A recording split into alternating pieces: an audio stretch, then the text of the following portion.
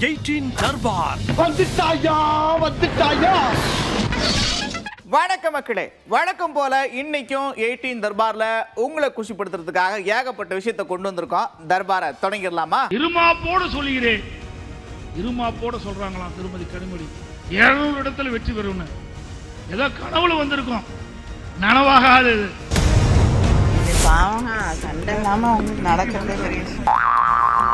வேலையே இல்லாத தையல்காரர் என்ன பண்ணுவாரு, சும்மா தானே இருக்கேன், யானைக்கு டவுசர் தப்பம்னு தப்பாரு.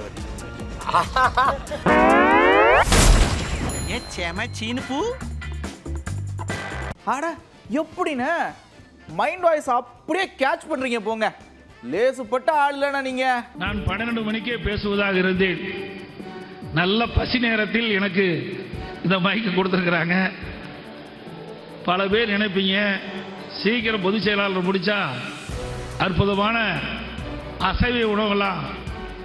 அசைவ உணவை அருந்தலாம் என்று மனதிலே கனவு கொண்டிருப்பீர்கள். அதற்கு தடையில்லாமல் சுருக்கமாக விளக்கமாக உங்களுக்கு நான் கருத்துக்களை சொல்ல விளைகின்றேன்.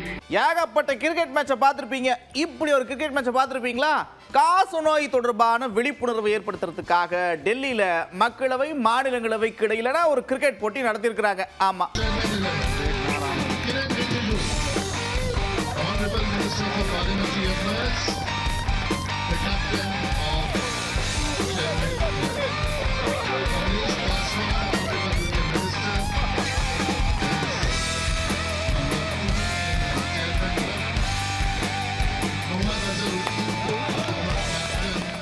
இந்த டோல்கேட்டை கிராஸ் பண்ணி போகிற நிறைய பேருக்கு ஒரு சந்தேகம் இருக்கும்.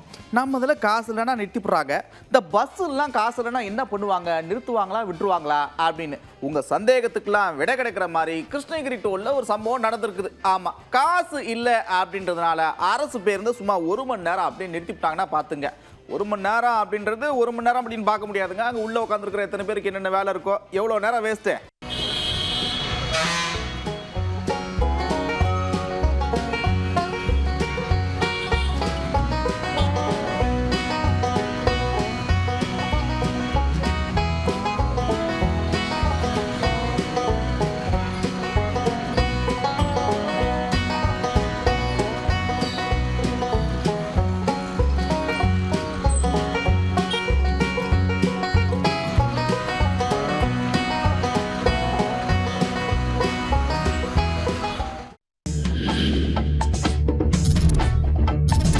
கடல் தாண்டும் பறவைக்கெல்லாம் வழியில் மரங்கள் கிடையாது, ஆனாலும் கண்டம் தாண்டும் சிறகுகள் வலிக்காது.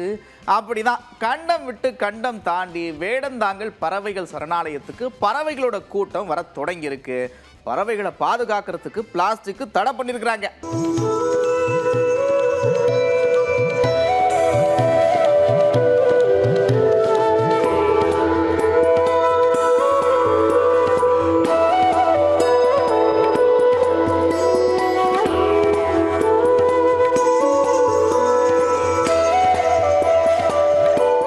முக்கடல் சங்கமிக்கும் நம்ம கன்னியாகுமரியில சூரிய உதயத்தை காண்றதுக்கு ஹாப்பி சண்டேல பயங்கரமான கிரௌடுன்னா பாத்துங்க. மேக கூட்டத்துக்கு நடுவுல அந்த ஒளி வர்றத பார்த்து பரவசத்துல மெய் மறந்து போயிருக்கிறாங்கன்னா பாத்துங்க.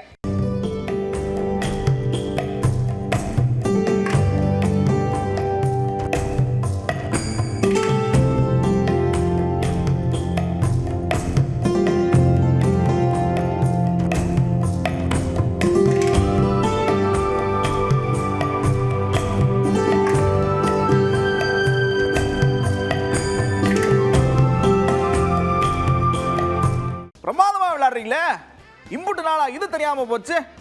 ஆரணி பக்கம் ஒரு கபடி போட்டி நடத்தியிருக்கிறாங்க பாத்துங்க. எம்பி தரணி வேந்தன் களத்துல இறங்கி கபடி விளையாண்டு போட்டியை தொடங்கி வச்சிருக்காப்பி.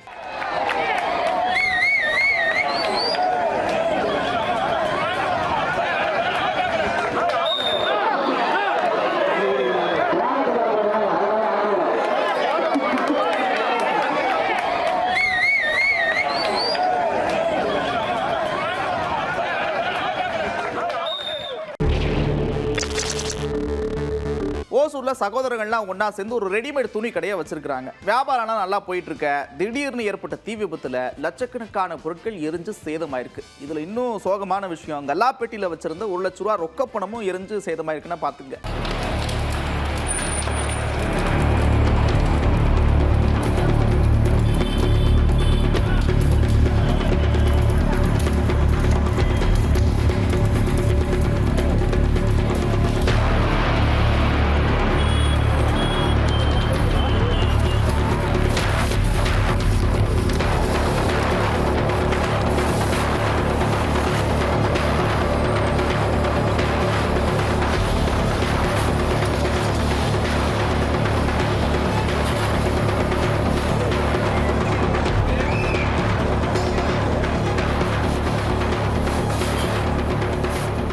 எப்படியாச்சும் இன்னைக்கு நைட்டு வேட்டையில இறங்கி கோழி ஆடு நாகின்னு என்னத்தையாச்சும் என்ன கிடைக்குதோ எல்லாத்தையும் வேட்டையாடி தின்றணும் அப்படின்னு ஒரு பயங்கர திட்டத்தோட குன்னூர்ல ஒரு சிறுத்தை ஊருக்குள்ள புகுந்திருக்குது.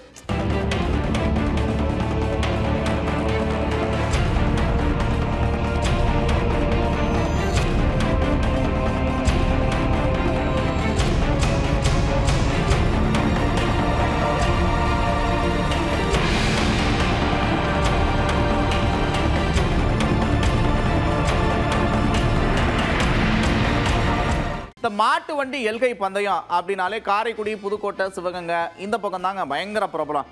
அப்படித்தான் காரைக்குடியில் ஒரு போட்டி நடத்தியிருக்கிறாங்க. சம்பவம் ஒன்று நடந்துருச்சு பார்த்துங்க. சாலையோரமாக நின்று பார்த்துட்டு இருந்தவங்க மேலே வண்டி வந்து மோதி வண்டியும் கவிழ்ந்து ஒரு விபத்தாயிருக்குது. தயவு செஞ்சு ஓரமாக நின்று பார்க்குறவங்க கொஞ்சம் சூதானமாக இருக்க.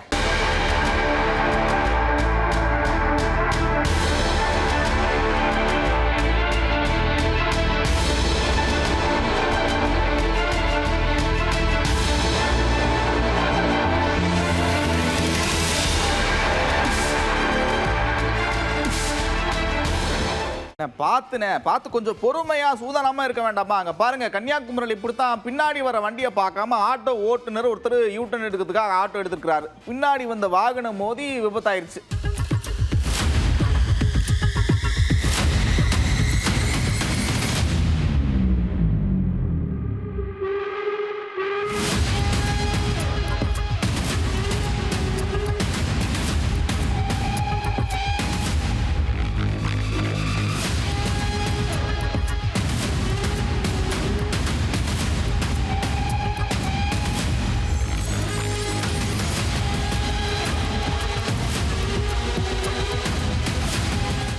பஸ் ஸ்டாப்ல செல்போனை பார்த்துக்கிட்டு இருக்கிறவங்க கொஞ்சம் அக்கம் பக்கத்தில் அப்படி பார்வை விட்டு கொஞ்சம் கூடுதல் கவனமா இருங்க. அப்படியான ஒரு இடத்துல அப்படியான ஒரு காலத்துல தான் நம்ம இருக்கிறோம். இப்படித்தான் ஒரு பெண்மணி வந்து போனை பார்த்துக்கிட்டு இருந்திருக்கிறாங்க. திடீர்னு பைக்ல வந்த 2 பேர் அப்படியே போனை புடிங்கிட்டு போயிட்டாங்க. பாருங்க காட்சிகளை.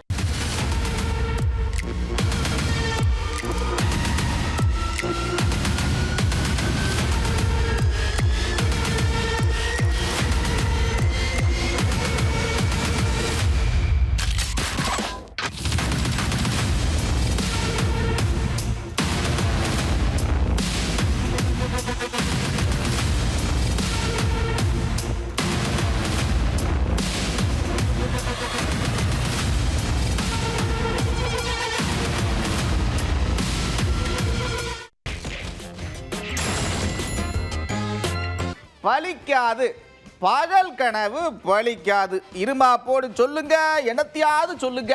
என்ன சொன்னாலும் மக்கள் எங்க பக்கம் தான் இருக்கிறாங்க, நாங்க நிச்சயமா ஜெயிக்க போறோம் அப்படின்னு பொதுக்குழுல பேசிருக்க. அப்படியே அண்ணன் எழுச்சி பிறந்து விட்டது, அதுவே வெற்றி.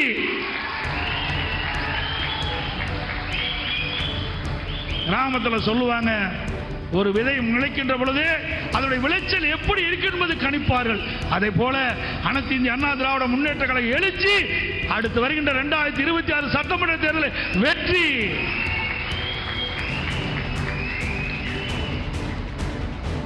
இன்னொருவரும் திமுகவில் இருக்கிற குடும்ப உறுப்பினர் திருமதி கனிமொழி அவர்கள் சொல்றாங்க, இருமாப்போடு சொல்லுகிறேன். இருமாப்போட சொல்றாங்களாம் திருமதி கனிமொழி 200 இடத்துல வெற்றி பெறும். ஏதோ கனவுல வந்திருக்கோம், நனவாகாது. திருமதி கனிமொழி அவர்களே, கனவில் உங்களுக்கு வந்திருக்கோம், நனவாகாது. நீங்க 200 தொகுதி சொல்றீங்கல்ல, அது அண்ணா திமுக கூட்டணிக்கு பொருந்தும். அடுத்த வருகின்ற 2026 சட்டமன்ற தேர்தலில் அனைத்து இந்திய அண்ணா திராவிட முன்னேற்ற கழக தலைமையில் அமைக்கப்பட்ட கூட்டணி 200 இடங்களே வெற்றி பெறும். உங்களை பத்தி தான் மேடையில் அவர் பேசியிருக்கிறாரு. அந்த பொதுக்குழுவை பத்தி நீங்க என்ன நினைக்கிறீங்க? அதிமுக பொதுக்குழுவில் பெஞ்சல் புயல் வந்து தமிழக அரசு வந்து மக்களின் அடிப்படை தேவைகளை பூர்த்தி செய்யலை அப்படின்னு சொல்லி ஒரு தீர்மானம் நிறைவேற்றிருக்காரு. சரி பாவங்க, சண்டை இல்லாமல் அவங்களுக்கு நடக்கிறதே பெரிய விஷயம். சரி பாவங்க, சண்டை இல்லாமல் அவங்களுக்கு நடக்கிறதே பெரிய விஷயம். நீங்க பாட்டுக்கு ஒரு ஆர்ப்பாட்டம் ஏதோ ஒன்று நடக்குது, ஏதோ ஒரு அரசியல் கட்சிக்காரங்க நடத்துறாங்க, கூட்டமே இல்லை அப்படின்றத பார்த்துட்டு என்னப்பா கூட்டமே இல்லை, ஆர்ப்பாட்டம் தோல்விப்பா, இந்த மாதிரி என்னத்தையாவது சொல்லிட்டு போயிருவீங்க. ஆனா ஒரு ஆர்ப்பாட்டம் நடத்தணும்னா எவ்வளவு உழைக்கணும், யார் யாருக்கெல்லாம் பொருளாதார உதவி பண்ணணும், என்னென்ன விஷயங்கள் இருக்கு அப்படின்றத அக்கு வேறா ஆணி வேறா அண்ணன் சொல்லியிருக்காரு, பார்த்து தெரிஞ்சுக்க. இந்த தேர்தலில் நம்ம எல்லாம் சட்டமன்ற உறுப்பினராக நாடாளுமன்ற உறுப்பினராக கொண்டு வருவது யார் என்று சொன்னால் எந்தவித பலனும் எதிர்பார்க்காமல் கட்சி ஒன்றே போதும், தன் தலைவன் ஒன்றே போதும், தலைவன் நலனுக்காகவே தன்னை முழுமையாக வாழ்ந்து கொண்டு மடிகின்ற அந்த உண்மையான லட்சக்கணக்கான 2 கோடி அண்ணா திராவிட முன்னேற்ற கழக தொண்டனுடைய உணர்வுகளை ஏற்று அவனுக்குரிய பொருளாதார உதவியை நாம் செய்ய வேண்டும். அவன் ஆர்ப்பாட்டத்திற்கு வருகிறான் என்று சொன்னால் தடுமாறக்கூடாது, எங்கேயாவது வர முடியாமல் நின்றுவிடக் கூடாது. அந்த தொண்டன் வருவதற்கு தயாராக இருக்கிறான் என்று சொன்னால் அங்கே இருக்கின்ற ஒன்றிய செயலாளர் முறையாக அவர்களுக்கு வண்டி கொடுப்பதோடு மட்டுமல்லாமல் அவனுக்கு அன்றைய உணவு மற்ற செலவுகளை முழுமையாக கொடுத்து அந்த தொண்டனை வரவழைத்து அந்த ஆர்ப்பாட்டத்தில் வெற்றி பெற செய்ய வேண்டும். அப்படி வெற்றி பெற செய்கின்ற பொழுது அங்கே அரசியல் களம் சூடுபிடிக்கும். இந்த ஒரே நாடு ஒரே தேர்தலுக்கு மத்திய அமைச்சரவை ஒப்புதல் கொடுத்திருக்கு, பாத்துங்க. இது நடைமுறையில சாத்தியமா? நீங்க என்ன நினைக்கிறீங்க? நீங்க இதுல எல்லாம் செலவு எப்படி செலவாகும்? இந்த தேர்தலுக்குன்னு ஒதுக்குற நிதியை தானே செலவு பண்ணுவீங்க. அது போக தனியா செலவு பண்றீங்களா? எப்படி இப்படி கேட்போம். இப்ப ஐயா மோடி வந்து அவருடைய ஆட்சி, ஐயா சந்திரபாபு நாயுடு, நிதிஷ்குமார் 2 பேர் தயவுல தானே இருக்குது. ஒருத்தர் விலகிட்டாரு, ஆட்சி கலையுமா கலையாதான்? கலைஞ்சிரும். இப்ப பாராளுமன்றத்துக்கு மட்டுமா மொத்த நாட்டையும் மாநிலங்கள் எல்லா ஆட்சியும் கலைச்சிட்டு மறுபடியும் மொத்தமா தேர்தல கேட்கறதுக்கு பதில் சொல்லுங்க. இப்போ எங்க ஐயா இறந்துட்டாங்க, ஈவி கேஸ், அந்த தொகுதிக்கு மட்டும் தேர்தலா மொத்தமா கலைச்சிட்டு மொத்தமா தேர்தலா? இது தேவையில்லை தம்பி, தேவையில்லை. திருப்பதி சிறுமை வேலையே இல்லாத தையல்காரர் என்ன பண்ணுவாரு, சும்மா தானே இருக்கேன், யானைக்கு டவுசர் தப்பம்னு தப்பாரு அவரு. கணம் சென்னை வாசிகளே, மெட்ரோ தேவையா? மெட்ரோவில் பயணம் செய்யக்கூடிய நபர்களின் விழுக்காடு எவ்வளவு? இந்த மாதிரி ஏகப்பட்ட கேள்வியை அண்ணன் கேட்டிருக்கிறாரு. ஏன் அதெல்லாம் கேட்டாரு அதையும் அவரே சொல்றாரு, பாருங்க. என்னது சொல்லுங்க, மெட்ரோல பயணம் செய்யற மக்களின் விழுக்காடு எவ்வளவு இருக்கும் நீங்க சொல்லுங்க. எல்லார் வீட்லயும் கார் இருக்கு, அது போக அரசு போக்குவரத்து இருக்கு, அது போக தொடர் வண்டி, ஏற்கனவே ட்ரெயின் இருக்கு, அது போக தானி இருக்கு. இப்ப அதுவும் இல்லாம மோட்டர் பைக்கிலே ஆட்டோ மாதிரி போய் இறக்கி விடுறது எல்லாம் வந்துட்டு. இப்ப இந்த மெட்ரோல எத்தனை பேர் போறான்? இதுவரை 62,000 கோடி ஒதுக்கிருக்கேங்க. 2,500 கோடிக்கு இந்த தனி ஓடி போய் ஒரு உடுப்பா அப்படின்னா இந்த மாதிரி ஆட்சி எங்க பாத்திருக்கீங்களா தங்கச்சி?